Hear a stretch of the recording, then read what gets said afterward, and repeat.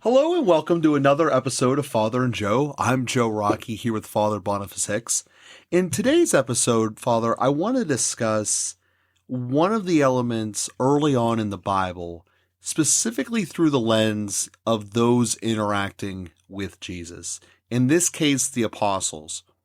When we look at how the apostles become selected by Jesus, at that point, he hadn't done very many miracles, pretty much just the wedding at Cana. And at the wedding at Cana, Jesus doesn't really get all of the credit for it.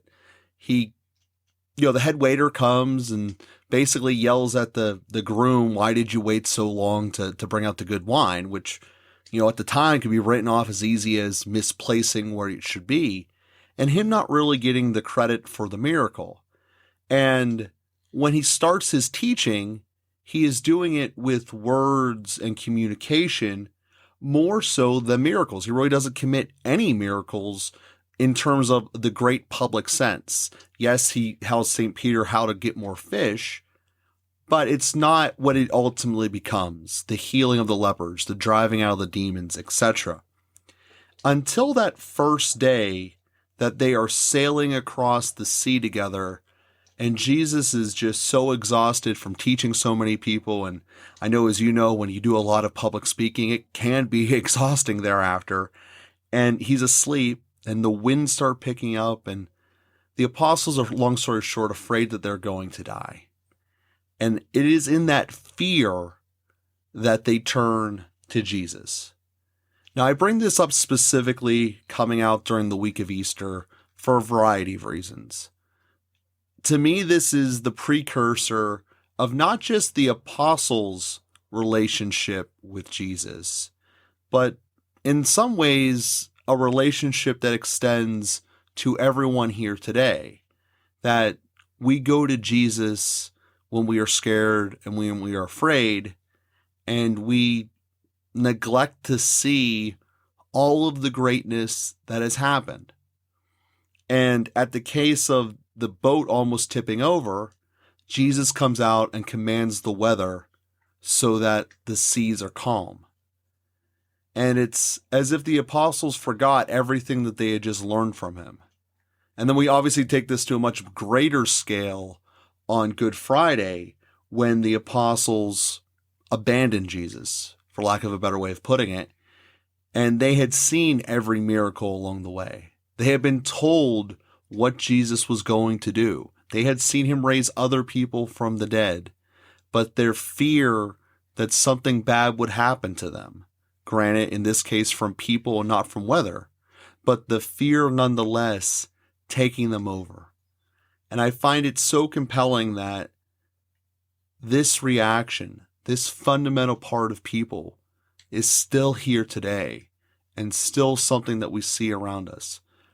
So, Father, I'd like you to take the floor here and address what it is that makes people be like the apostles in a way that basically makes us only run to them when we're afraid. Yeah, there's a lot of ways that we can end up reducing our relationship with God, and it can go in different directions. Sometimes it's just going to Him when we are in need, when we finally feel overwhelmed by our own limitations, our own weakness, and then we seek strength from Him, we seek miracles from Him. And so He becomes fringy that way, that I only go to Him when I need Him. And I might even think, well, I wish I needed Him less so that I would go to Him less, or maybe even a little resentful that we need to ask Him for help at all. And that's where the image of the divine physician doesn't work very well, because the divine physician, as we use doctors in the modern day, would be someone who fixes us well enough that we don't need him anymore, so that we don't keep going back to him. In older times, I suppose, people actually had a relationship with their doctor that went beyond just sickness and health, and so that was more pervasive. But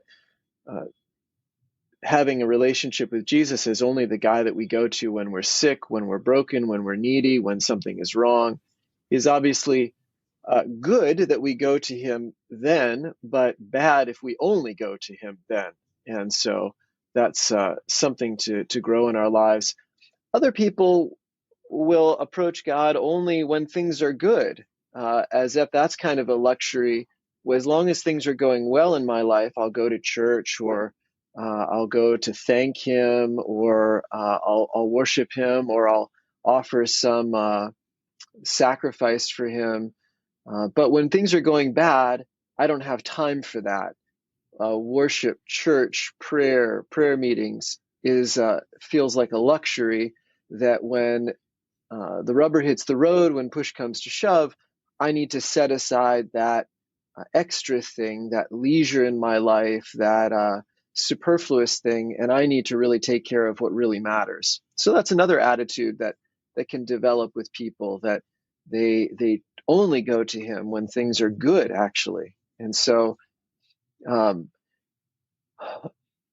the overarching theme is that we can end up relating to him out of only one part of our life.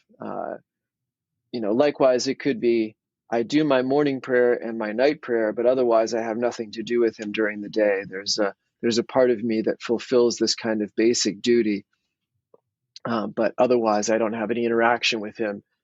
That's apart from whether things are good or bad. It's just, that's where he fits in my life.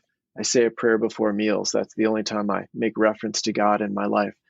And so the goal, and I would say one way to describe holiness, is when we learn to relate our entire life to him. The good, the bad, the morning, the evening, the daytime, the work, our close relationships, our distant relationships, when we feel good, when we know what to do, when we don't know what to do, when we're seeking help, when we can make decisions, when we can't make decisions, when if we think of a cross section of our entire lives, learning to relate all of the parts of our lives, all of the parts of our hearts to him, so that we can fulfill that great commandment to love the Lord your God with all your heart, and with all your soul, and with all your mind, and with all your strength.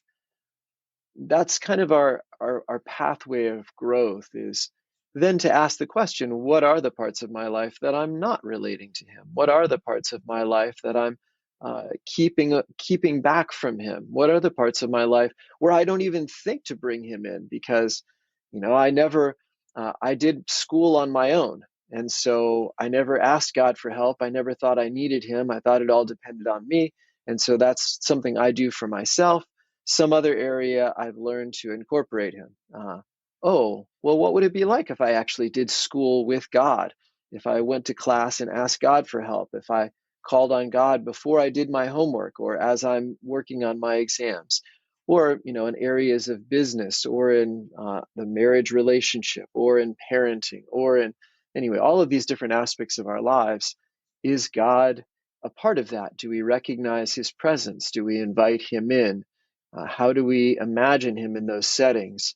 And so I think that's your observation about one way that the apostles relate with him, and how they've reduced him to the guy who comes through in their time of need, is a nice observation for us to apply to ourselves across the whole range of our lives. And yes, I appreciate that deep insight there, because it's stumbling upon a reality that I don't know how to communicate well, and this is a me problem, is that by the nature of it, Jesus said that is okay, but it's not acceptable. Like you need to do better than this. I'm trying to prepare you guys to be able to teach the gospel and then to carry it out to the world. And you can make a pretty fair argument based upon what happens on Good Friday that the lesson didn't sink in, even though they saw all of the miracles between then and there, which is nearly all of them. As every time he got out of the Pharisees trying to put him in a hole, Jesus was smart enough to get out of it. They saw Jesus disperse demons. They saw him have the power over the unknown. They seen him have the power over death, bringing people back to life. But yet, at Good Friday, they all scatter again, with the exception of one.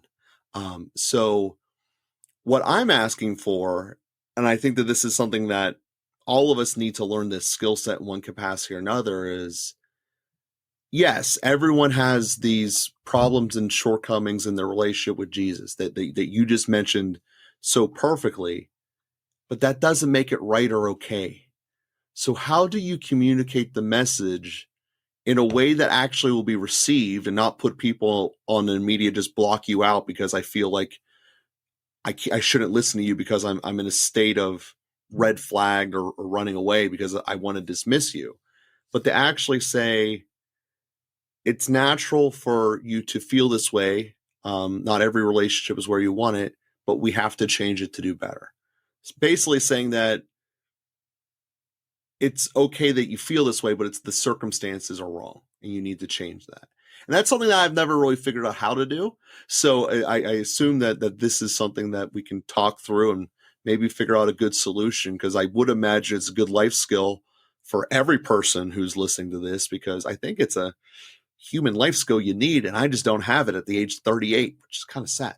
But that's a side story. Can you express that life skill again? Yeah, so basically the ability to communicate that I understand that everyone else messes up this problem, but it's not okay that you're messing it up.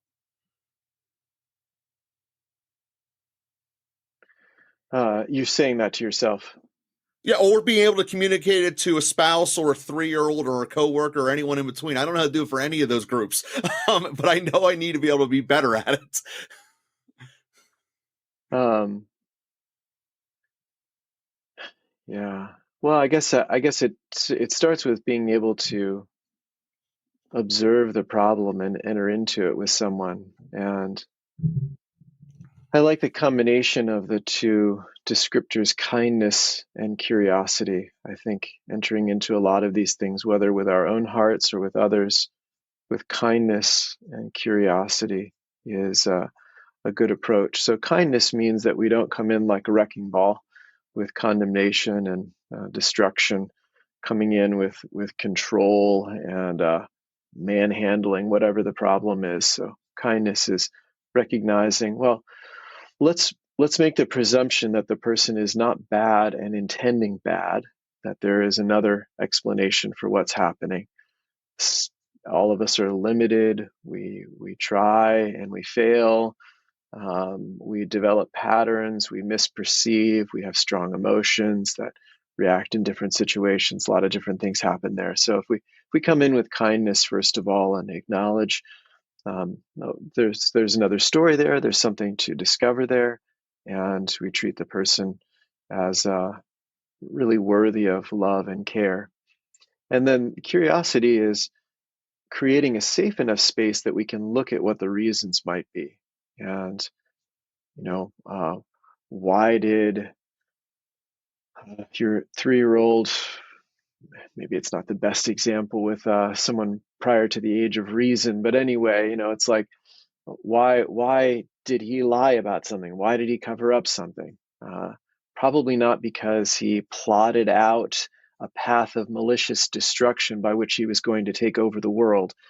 Probably there's an act of fear there over some consequence that's not even thought out, certainly with a 3-year-old, but even with a 10-year-old or a 15-year-old, sometimes there's a pattern of response that's developed from a very early age. And what is that?